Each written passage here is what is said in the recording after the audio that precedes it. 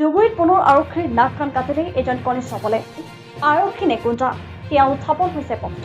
Dhubri medical কলেজত গুণ্ডামি কৰিবলৈ গৈ আটক হ'ল এজন আৰক্ষী কনিষ্টেবল। ধুবুৰী মেডিকেল কলেজত গুণ্ডাৰ ৰূপত দেখা গ'ল কনিষ্টেবল আদিল খন্দকাৰ।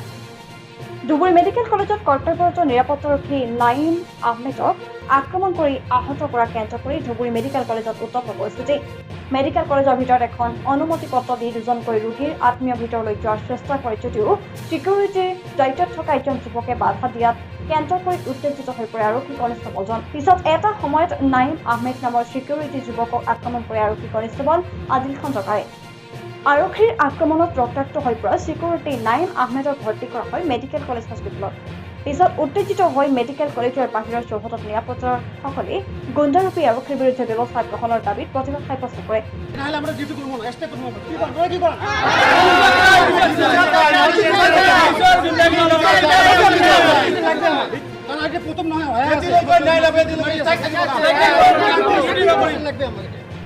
ইতিমধ্যে ঘটনাস্থলীত BN কলেজ নগৰ আৰক্ষীৰ উপস্থিত হৈ কনিষ্টেবল আদিল খন্দকাৰক আটক কৰি থানালৈ আনে। সমগ্ৰ ঘটনাৰ সন্দৰ্ভত মেডিকেল কলেজ কৰ্তৃপক্ষই কনিষ্টেবলজনৰ বিৰুদ্ধে এজন এজাহাৰ দাখিল কৰা বুলি জানিব পৰা গৈছে।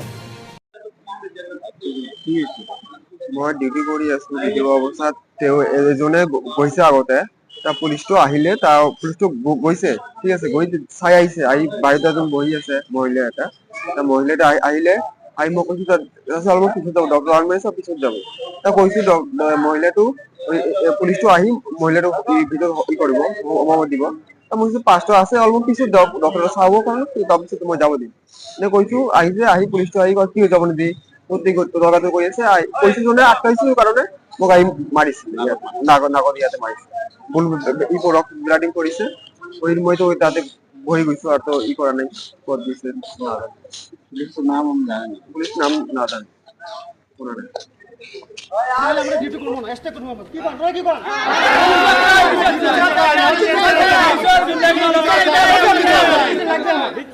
প্রথম নহয়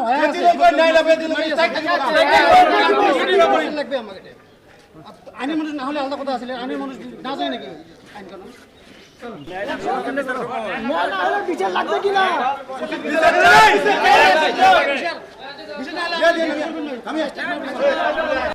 সামনের দিকে না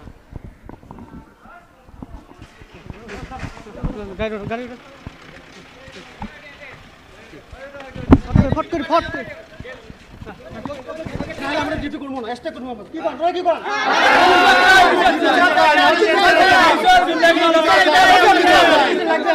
কারণ আগে প্রথম নহয় লাগবে আমাকে।